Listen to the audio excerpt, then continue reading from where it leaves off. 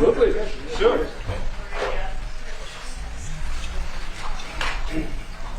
So to let you know, this is the birth certificate of Donald Trump's grandfather, born in 1869, close to Bad Dürkheim. Right? Yeah. That's called And Sirius. his Christian name was Friedrich. Right? That's Sirius German. Serious right? German name. That's Sirius. Bad Dürkheim is Sirius German. But I want to thank you very much for, first of all, I want to thank you for that. That's My pleasure. beautiful. Thank you very much. Thank you again. Fantastic. We'll put it up in a place of honor. Yeah. Maybe we can, let's see, we'll put it up there someplace. It's an honor to have you. As you know, the Chancellor just won a great election, very, very strong election. Very respected man. I can tell you, we've been on the phone many times talking about some of the problems of the world outside of Germany. And it's very sad what's going on. We both feel that way. What's going on with Russia, Ukraine, and other things we talk about, but Russia, Ukraine in particular.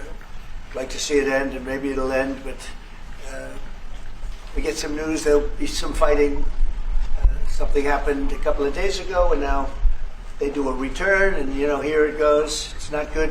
He's unhappy about it, I'm unhappy about it, but I think eventually we're going to be successful in stopping the bloodshed. It's pure bloodshed. 5,000-6,000 young soldiers a week are being killed. You know that those numbers Yeah, we know the numbers. They're staggering. They're staggering numbers. But Chancellor, I just want to congratulate you, and I want to welcome you to the Oval Office. Thank you. It's an Oval Office that's in very good shape. We like fixing things up and having them tippy-top like they have in Germany. Yeah. They do that in Germany very much, and we do it here.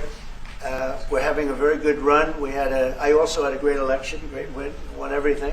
Won the popular vote, all 7 swing states, which is a big deal. Yeah. It's pretty unusual to do that. And we have a great mandate from the people, and part of our mandate is we're going to have a great relationship with your country. So I just want to thank you very much for being here, and if you'd like to say a few words. Absolutely. So, thank you, first of all, Mr. President, for your kind invitation to come to Washington, D.C. I was in this building first time ever in 1982, I told you, when Right. former President Ronald Reagan was in office. So I'm very happy to be here again and to offer our close cooperation with the United States of America. Yeah. We are having so much in common, our history. We owe the Americans a lot. We will never forget about that. And so with your German provenance, I think this is a very good basis for close cooperation between America and Germany. So again, thank you. Thank you for the hospitality, and thank you for having your guest house for a night. This is a great place. Great place. Many thanks for that. I really enjoyed it. Thank you. It's a wonderful place. It's a landmark also. And Blair House, it's a nice place to stay. Yeah. Thank you very much for saying that. Would you have any questions, please? Mr. President, on your new travel ban, why now? And if the Boulder attack was part of your reasoning, why not include Egypt on that list where the suspect is from? Well, because Egypt has been a country that we deal with very closely. They have things under control. The countries that we have don't have things under control. And why now? I can say that it can't come soon enough, frankly. We want to keep bad people out of our country. The Biden administration allowed some horrendous people, and we're getting them out one by one, and we're not stopping until we get them out. We have thousands of murderers. I even hate to say this in front of the Chancellor. Of course, you have a little problem too with some of the people that were allowed into your country. It's not your fault. It's not your fault. It shouldn't have happened. I told her it shouldn't have happened what she did, but you have your own difficulty with that, and we do, and we're moving them out, and we're moving them out very strongly. But it can't come fast enough. We want to get them out. We want to get them out now. We don't want to have other bad people coming into our country. By using the word bad, I'm being nice. Okay, The Democrat says a distraction. President, you put out on Truth Social a post regarding your conversation with President Xi. Right. Can you talk about whether or not you feel that trade talks, trade relations are back on track after appearing to be a little bit off track last week? A little bit off track. It was only the complexity. It's pretty complex stuff. We had a very good conversation with President Xi a little while ago, just before your arrival. In fact, we just hung up, and they said, "You're here." I said, "That's pretty good." 2 two great leaders of the world in a very short period of time. We had a very good talk, and we've straightened out any complexity. It's very complex stuff, and we straightened it out. The agreement was we're going to have Scott and Howard and Jameson will be going and meeting with their top people and continue it forward. But no, I think we have everything. I think we're in very good shape with China and the trade deal. We have a deal with China, as you know, but we were straightening out some of the points, having to do mostly with rare earth, magnets, and some other things. So those reduced trade tariff rates, they remain in effect? Yeah, we have the deal. I mean, we've had a deal. We announced the deal, and we'll be, I guess you could say, I wouldn't even say finalizing it up, Scott. I would say we have a deal, and we're going to just make sure that everybody understands what the deal is. Okay? We had a really good conversation. By the way, he invited me to China, and I invited him here. We're both accepted. So I'll be going there with the First Lady at a certain point, and he'll be coming here, hopefully, with the First Lady of China. Mr. President, from Germany. Go ahead, please. Did you talk about the Chinese students? Are you allowing them to come to, Oh, yeah, to the no, US? no, Chinese students are coming. No problem. No problem. Okay, In Germany. It's our honor to have them, frankly. Look, we want to have foreign students, but we want them to be checked. You know, in the case of Harvard and Columbia and others, all we want to do is see their list. There's no problem with that. This is anybody outside of our country, international students. Because when we see some of the people that we've been watching, we say, where do these people come from? How is that possible? No, we want to have foreign students come. We're very honored by it, but we want to see their list. Harvard didn't want to give us the list. They're going to be giving us the list now. I think they're starting to behave, actually, if you want to know the truth. Okay, Mr. President. Yeah, please. On Russia, are you willing to put more pressure on Putin to end the war by imposing new sanctions on Russia and also on China? Well, remember, I'm the one that ended Nord Stream 2, going to a place called Germany, come to think of it. I'm sorry I did that. I don't know. But I ended Nord Stream 2. Nobody else did. And then when Biden came in, he immediately approved it. That's the largest, essentially the largest pipeline in the world, going to Germany and other countries. And by the way, we have so much oil and gas, you will not be able to buy it all. I mean, you literally, we have so much, and I hope we're going to make that a part of our trade deal because we have more than anybody else. We have actually the most, by far in the world, probably double what anyone else has. So we'll work on that. I'm sure that's something we'll discuss today. Mr. President. Mr. President. What do you expect from Germany and what do you expect from the Chancellor? Well, first of all, I'm glad to meet because I've been dealing with the Chancellor, and he's a very good man to deal with. He's difficult, I would say. Can I say that? It's a positive. Go ahead. You wouldn't want me to say you're easy, right? No. He's a very great representative of Germany. I think all we want is just going to have a good relationship. The rest will just sort of follow very easily. We'll have a good trade deal. I mean, I guess that will be mostly determined by the European Union, but you're a very big part of that, so you'll be involved. But we'll end up hopefully with a trade deal or we'll do something, we'll do the tariffs. I mean, I'm okay with the tariffs or we make a deal with the trade, and I guess that's what we're discussing now. Mr. President. Mr. President. Back there, please, go ahead. Mr. President? No, not Okay. you. Is Germany I've doing had enough on enough. defense, Mr. President? Is Germany doing enough on defense? What? Defense spending. Is Germany doing enough on The defense? chancellor wants to. Is Germany doing enough? Chancellor wants to spend 3.5. Well, I don't know. I mean, I haven't discussed it very much. I know that you're spending more money on defense now, and quite a bit more money. And that's a positive thing. I'm not sure that General MacArthur would have said it's positive. He wouldn't like it, but I sort of think it's good.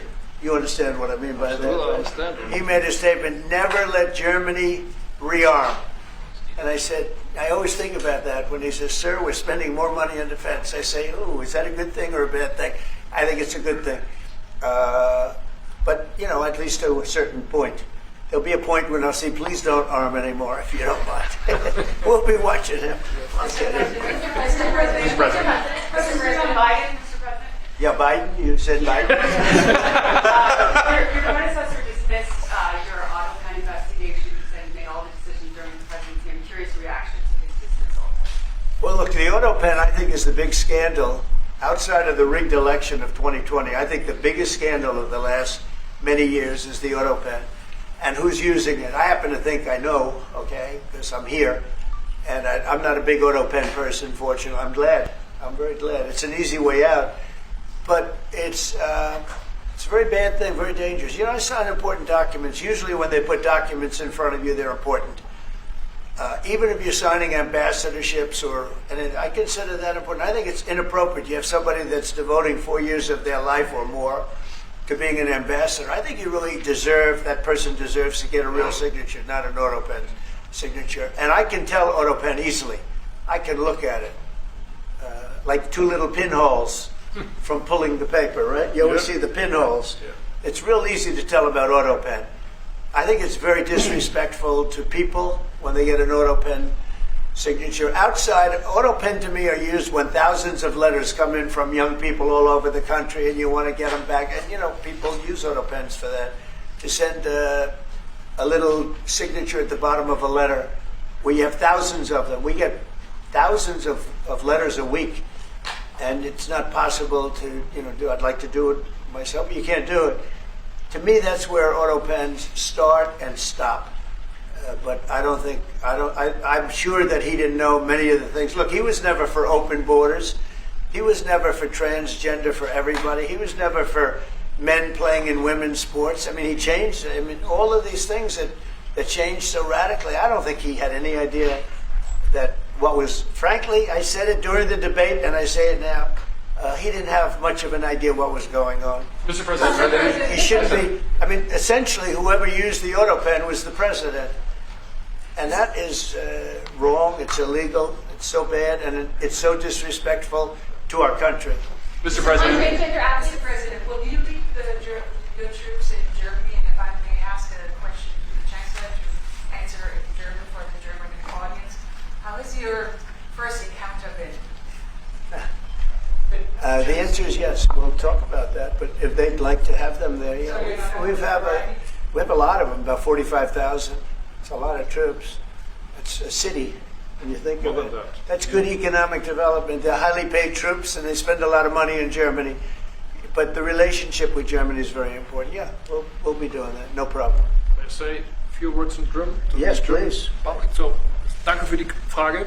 Wir sind hier im Weißen Haus und ich bedanke mich beim Präsidenten für den sehr freundlichen Empfang im Oval Office, in diesem weltweit bekannten Raum. Ich freue mich sehr, hier zu sein. Und wir bereiten eine Vertiefung unserer Zusammenarbeit vor. Ich freue mich sehr darüber. Mr. President, you've made freedom of Do you speak English because you speak such good English? Is it as good as your German, would you say? Now, do you feel more comfortable? No, it's not my mother tongue, but I try to understand almost everything and to speak as good as I can. Very good. You know, Mr. President, you've made it's an achievement, actually. Mr. President, can I follow up on the iPad? Thank you, Mr. President. The criticism that I've seen, and I'm sure you've seen, regarding Elon Musk and your big, beautiful bill, what's your reaction to that? Do you think it in any way hurts passage in the Senate, which, of course, what is you're seeking? Well, look, I've always liked Elon, and it's always very surprised. You saw the words he had for me, and he hasn't said anything about me that's bad. I'd rather have him criticize me than the bill, because the bill is incredible. It's the biggest cut in the history of our country. We've never cut. It's about 1.6 trillion in cuts. It's the biggest tax cut.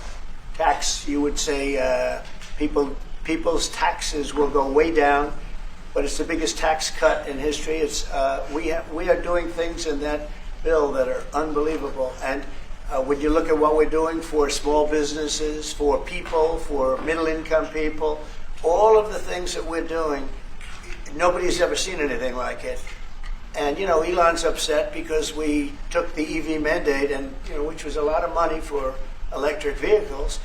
And, they're having a hard time, the electric vehicles. And they want us to pay billions of dollars in subsidy.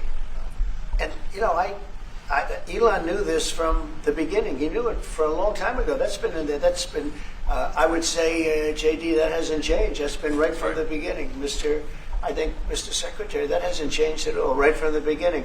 But I know that disturbed him. He wanted, and rightfully, he recommended somebody from that he, I guess, knew very well. I'm sure he respected him, but to run NASA, and I didn't think it was appropriate. And he happened to be a Democrat, like totally Democrat. And I say, you know, look, we won. We get certain privileges, and one of the privileges we don't have to appoint a Democrat. NASA is very important. We have great people. General Kane is going to be picking somebody with our. We'll be checking him out, seeing. But he wanted that person, a certain person, and we said no. And you know, I can understand why he's upset. Remember, he was here for a long time. You saw a man who was very happy when he stood behind the Oval desk. And even with the black eye, I said, do you want a little makeup? We'll get you a little makeup. But he said, no, I don't think so, which is interesting and very nice. He wants to be who he is, so you could make that statement too, I guess. Look, Elon and I had a great relationship. I don't know if we will anymore. I was surprised because you were here. Everybody in this room practically was here as we had a wonderful send-off. He said wonderful things about me. You couldn't have nicer. Said the best things. He's worn the hat. Trump was right about everything. And I am right about the great, big, beautiful bill. We call it a great, big, beautiful bill because that's what it is. And again, biggest tax cuts in history, biggest economic development moves anywhere. We've never done anything like it. Business is spurred. And I don't know if you've seen the numbers, but the numbers came out. Even the CBO, which is run by Democrats, said that we're going to be doing, you know, I'd like you to discuss it, the 2.8 trillion, that CBO. This is a group of people that are Democrats. They're very hostile to us. They just came out with phenomenal numbers, what it does. You want to mention that, Scott? Yes, sir. So what we've seen is we keep hearing from the CBO that there's going to be a large deficit from the bill, which we disagree with, but using the CBO scoring, they came out and scored the tariff revenue. We think it'll be the minimum of $2.8 trillion over the 10-year window, which actually puts the bill in surplus if you include the tariff revenue, which they won't do. It gives you a tremendous surplus, but we're not allowed to use that. For some reason, they say scoring. Nobody knows what scoring means. Maybe a couple of people, but nobody. Somebody sits in the background. They say, well, we're not going to allow that. They're not allowing other things that we have that are tremendously profitable for our country. But if you saw the other day, CNBC, they came out with numbers, and the people on the show, very good people, I've watched them for a long time, they couldn't believe the numbers, how good they are. The numbers were incredible. And that was personal income and also very low inflation. We have very low inflation. We're down to 2% now, and maybe even lower than that. And when I took it over, it was a mess. Remember, we had the worst inflation probably in the history of our country. They say 48 years, but let's say I think it's worse than that. So we had the worst inflation in the history of our country under the Biden administration. Now we're down to a beautiful number, 2%. You'd actually like to keep it there. Better than zero is 2%. It's going down maybe to 1, and 1% is like perfect. That's perfect. You don't want to have zero for certain reasons that nobody is very interested to listen to. But we have almost perfect inflation. Grocery prices are down. Everything. Remember eggs? Eggs, we weren't going to buy another egg for the next 20 years. They were so expensive, right? Remember? You guys all hit me about eggs. Eggs have come down 400%. Everybody has eggs now. They're having eggs for breakfast again. But if you look at gasoline, very important. I think always the most important because it's the energy is the biggest factor. That's what happened. He screwed up our energy policy, and everything went up because energy went up. But now energy is way down, and they have states where you're at $1.98 a gallon for gasoline. So the costs have come way down, and one of the things I ran on was that. I ran on the border. We have the best border in the history of our country, 99.99%. It was last week, 3 people came in. 2 of them for medical reasons. We let them in because one of them had a heart attack. I think it was a nice thing to do, and one of them had something else. So we've never I had very good numbers for 4 years, but we really topped it. And I want to thank Christie and Tom Holman. They've done a fantastic job. But nobody mentions that anymore. Remember, a few months ago, the border was a total disaster. People were coming in by the hundreds of thousands of people a day, a week. a month. I mean, we had a month, 2 million people came in 1 month. The border was being overrun, and a lot of bad people, criminals, murderers, drug dealers. We had some of the worst people in the world coming in from all over the world. It's totally closed. And you know what? People are coming into our country, but they're coming in legally. So we've done a great job. Elon knew that. Elon endorsed me very strongly. He actually went up and campaigned for me. I think I would have won. Susie would say I would have won Pennsylvania easily anyway, even if the governor ran, the real governor, not the governor from Minnesota, he's a sick puppy, that guy. That poor guy, I feel sorry for him. But they made a bad choice with him. But if you pick Shapiro or anybody else, I spoke to him recently about his house being set on fire, which was terrible. But if they picked him, I would have won Pennsylvania. I won it by a lot. But I'm very disappointed because Elon knew the inner workings of this bill better than almost anybody sitting here, better than you people. He knew everything about it. He had no problem with it. All of a sudden he had a problem.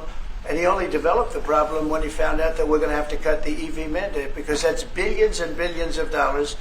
And it really is unfair. We want to have cars of all types. Electric, we want to have electric, but we want to have a gasoline, combustion. We want to have different. We want to have hybrids. We want to have we want to be able to sell everything. And when that was cut, and Congress wanted to cut it, it became a little bit different. And I can understand that. But he knew every aspect of this bill. He knew it better than almost anybody. And he never had a problem until right after he left. And if you saw the statements he made about me, which I'm sure you can get very easily, it's very fresh on tape, he said the most beautiful things about me. And he hasn't said bad about me personally, but I'm sure that'll be next. But I'm very disappointed in Elon. I've helped Elon a lot. To that end, Mr. President, I just want to clarify, did he raise any of these concerns with you privately before he raised them publicly? And this is the guy you put in charge of cutting spending. Should people not take him seriously about spending now? Are you saying this is all sour grapes? No, he worked hard and he did a good job. And I'll be honest, I think he misses the place. I think he got out there and all of a sudden he wasn't in this beautiful Oval Office, and he's got nice offices too. But there's something about this one. I was telling the Chancellor, this is where it is. People come in here, even from Germany. They come in and they walk into the Oval Office, and it's just a special place. It's, World War I, it started and it ended here, and World War II, and so many other things. Everything big comes right from this beautiful space. It's now much more beautiful than it was 6 months ago. A lot of good things are happening in this room. And I'll tell you, he's not the first. People leave my administration and they love us. And then at some point they miss it so badly, and some of them embrace it and some of them actually become hostile. I don't know what it is. It's sort of Trump derangement syndrome, I guess they call it. But we have it with others too. They leave and they wake up in the morning and the glamour's gone, the whole world is different, and they become hostile. I don't know what it is. Someday you'll write a book about it, you'll let us know. Yeah. Mr. President, speaking of ending wars in this group, you were very critical of Vladimir Putin a couple of days ago. What kind of play is he playing with respect to what are his Well, look, he got hit. He's been doing hitting, so I understand it. But he got hit hard, and I don't think he's playing games. I think I've always said he wanted the whole thing. I thought he wanted the entire everything having to do with Ukraine. That's something that would have never happened if I were president. The election was rigged. I didn't get to be president, but I got to be president now. And I think it's a much more important presidency. Other than a couple of things like that, the war would have never happened. The war with Ukraine, with Putin, would have never happened, ever, not even a chance. And it didn't happen for 4 years. And it wasn't thought of. I used to talk to him about Ukraine a lot. It was the apple of his eye, but he would have never done what he did. And I think mistakes were made by him, but I think mistakes were made by other people. The president should have never allowed that war. Biden should have never allowed that war to happen. If you had the right guy in here, that war would have never happened. Israel would have never happened with Hamas. That would have never happened. The attack on Israel would have never happened because Iran was broke. They had no money. They had no money to give to Hamas or Hezbollah or anybody else. And all that would have never happened. Inflation wouldn't have happened. It was caused mostly by energy. And the Biden administration messed up my great energy policy. We were down into the 190 a gallon. And it would have never happened. It was caused by energy and their bad spending on the Green New Scam and other things that they spent on. But all of those things would have never happened. But maybe most importantly, the war, Chancellor, with Russia would never have happened with Ukraine. It was something that would have, I dealt with Putin a lot. There was no chance, zero. And a lot of people say, how do you know? For 4 years it didn't happen. There was never a chance of it happening. And he understood the consequences. Now, it's a shame. And when you see all of those people, they came out with a report today that millions of people have died, much more than people thought. And I've been saying that for a long time. The amount of death in that war is far greater than the news has been reporting, or than, frankly, that either side has been reporting. It's a very sad thing.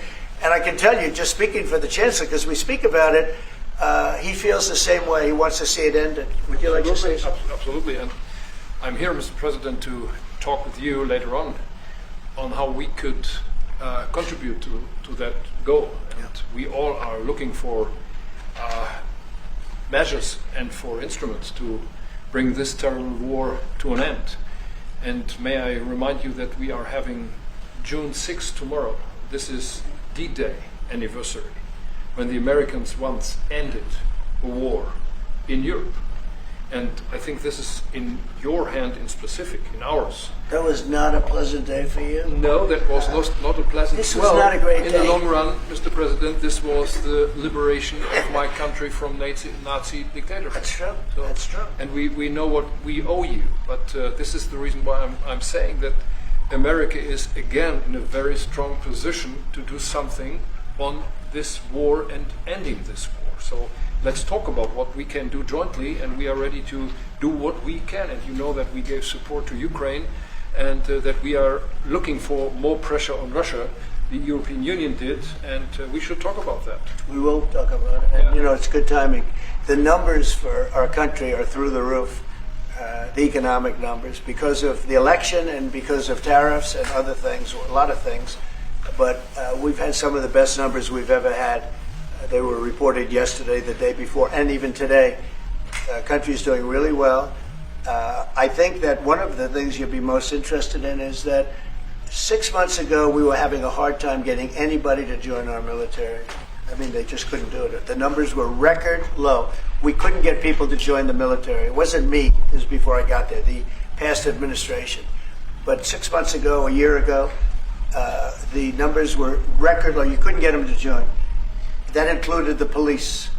And you couldn't get them to join. Now, we just hit the highest number in the history of our country, we think, but very close, but the highest in the history of our country, recruitment, joining the Army, Navy, Air Force, Marines, Coast Guard, police forces all over the country. What did you do for that? What was the reason? Spirit. They love our country again. You're going to do the same thing. Spirit. Mr. President, we have great spirit is back in our country, and it's very simple. And, it was only, Susie, 6 months ago, right, that you got reports, you're the one that released them, that you couldn't get anybody to join the military, and now we're stocked. Every service now is packed, and we have waiting lists of people trying to get in, as good as we've ever had in the history of our country. So that's an honor. That's a great honor. Mr. President, Mr. President, on the war. You've asked. You've had enough. Go ahead, please. Mr. President, so would you consider to put more sanctions on Russia? Because this discussion is going on now for weeks and months, and you tweeted about it once, but then nothing happens. So when I see the moment when we're not going to make a deal, when this thing won't stop, is there a deadline? in that for you? moment, it's in my brain, the deadline. When I see the moment where it's not going to stop, and I'm sure you're going to do the same thing, will be very, very, very tough. And it could be on both countries, to be honest. It takes two to tango. But we're going to be very tough. Whether it's Russia or anybody else, we're going to be very tough. That's a bloodbath that's going on over there.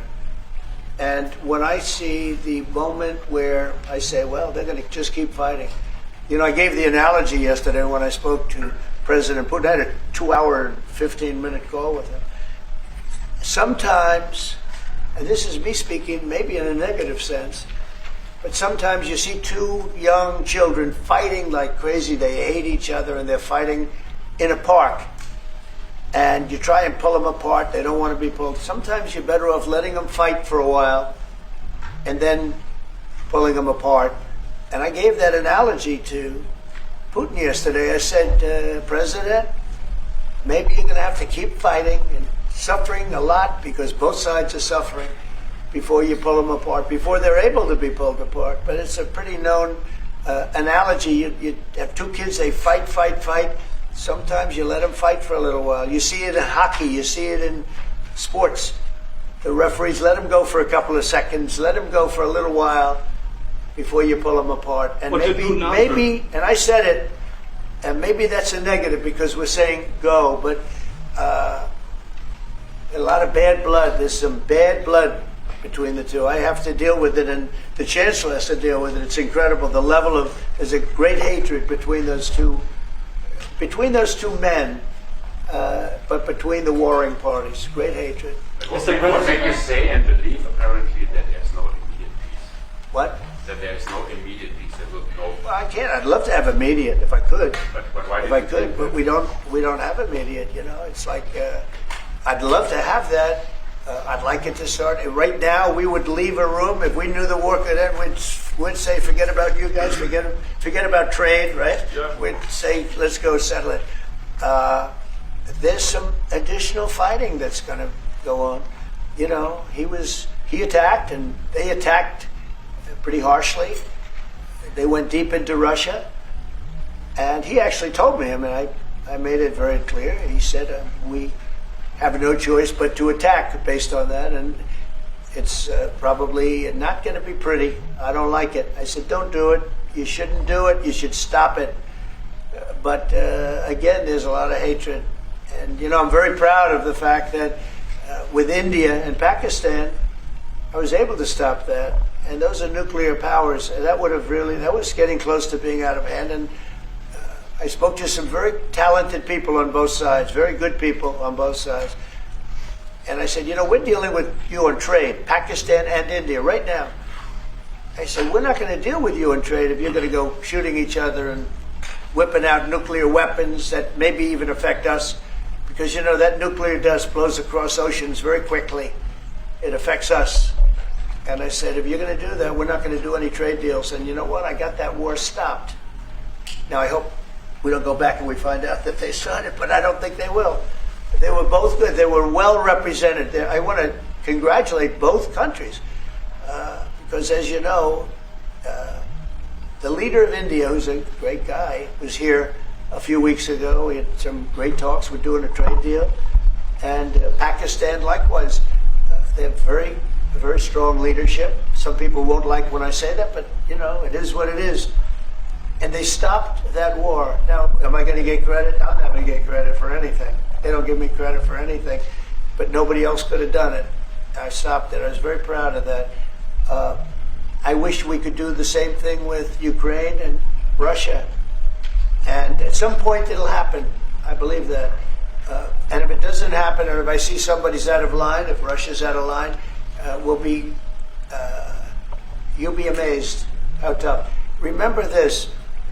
They like to say that I'm friends with Russia. I'm not friends with anybody. I'm friends with you. I'm not friends with that. I want the right thing to happen for our country, for everybody, for humanity.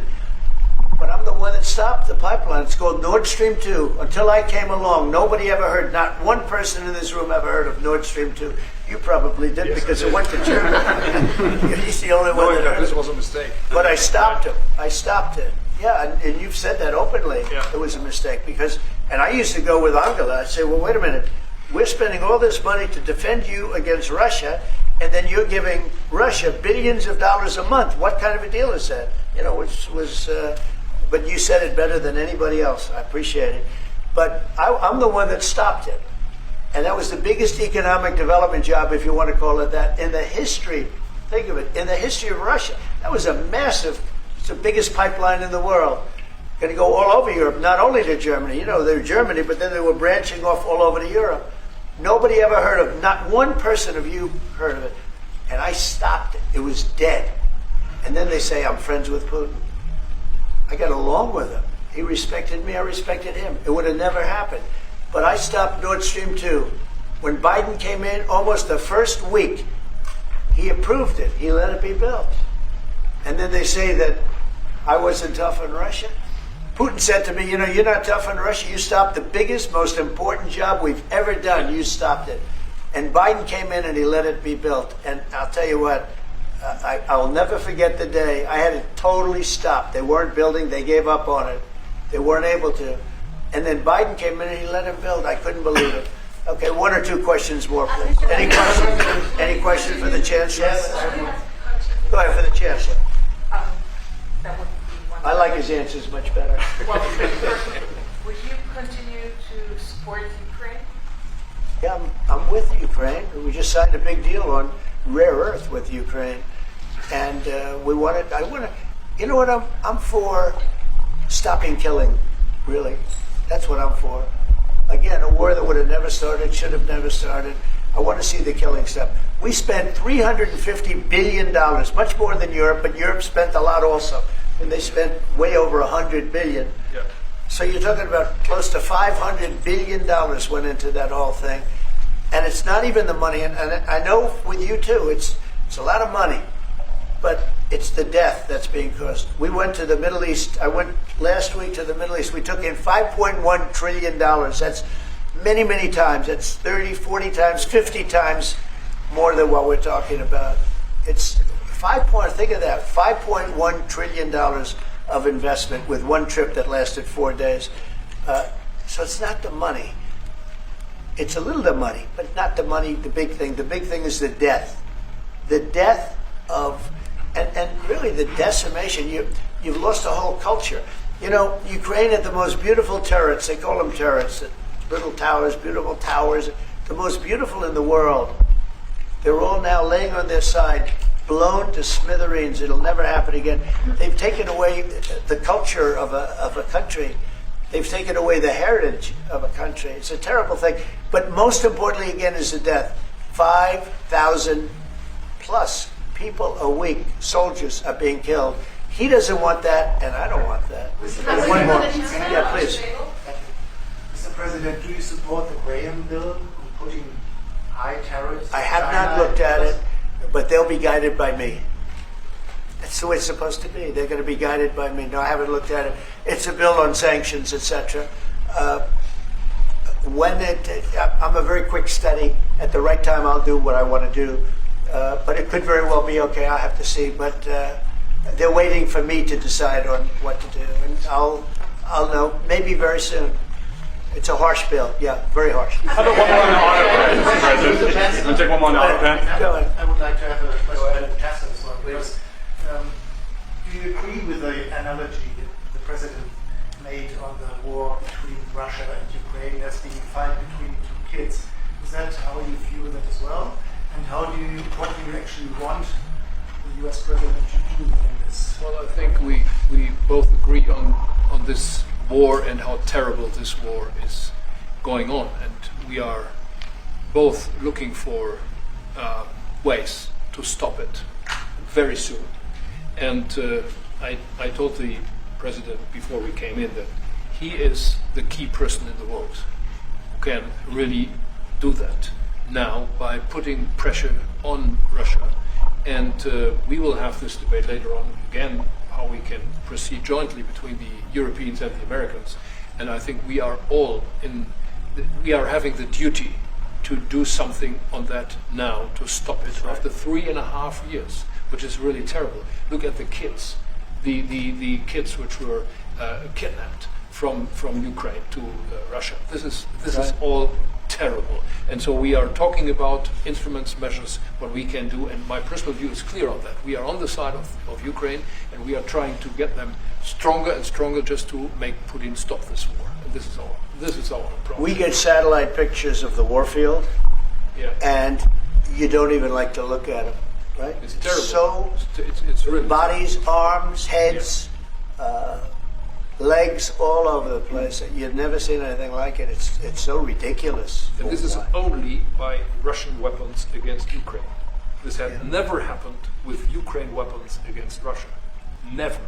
Ukraine is only targeting military targets, not civilians, not private, not energy infrastructure. So this is the difference, and that's the reason why we are trying to do more on Russia, how to stop this war. Well, in this case, I'm talking about the battlefield, the soldiers on soldiers. But you could also say that, too, with the cities. Yeah. The cities are being hit also. So it's a terrible, terrible thing. Right? Somebody said AutoPen. Did I hear the word AutoPen? Yeah, I was just curious. Because I think it's the biggest scandal maybe in the last 100 years in this country. So when I hear that word, I think it has to be discussed because the fake news will try and hide it, and we can't do that. Well, that's what I'm asking. Have you uncovered any evidence that anything specific was signed without President Biden's knowledge or by other people in the administration acting illegally? Well, I don't think Biden would know whether or not he signed it. I'm asking if you've uncovered any of that information. No, but I've uncovered, the human mind. I was in a debate with the human mind, and I didn't think he knew what the hell he was doing. So, it's just one of those things, one of those problems. We can't ever allow that to happen to our country. The danger our country was in, and I know some of the people that worked with him, radical left, horrible people. And I could give you the name of some of the people that used the AutoPen, because I'm here, and I ask questions about people that were here also. There are a lot of people that were here when that happened, and they're here right now, and they'll answer your question very accurately. But I know some of the people that used that AutoPen, and those are not the people that had the same ideology as Joe Biden. These were radical left lunatics that used that, and they didn't get elected. He didn't get elected either, actually. Thank you very much, everybody. Thank you, Brad.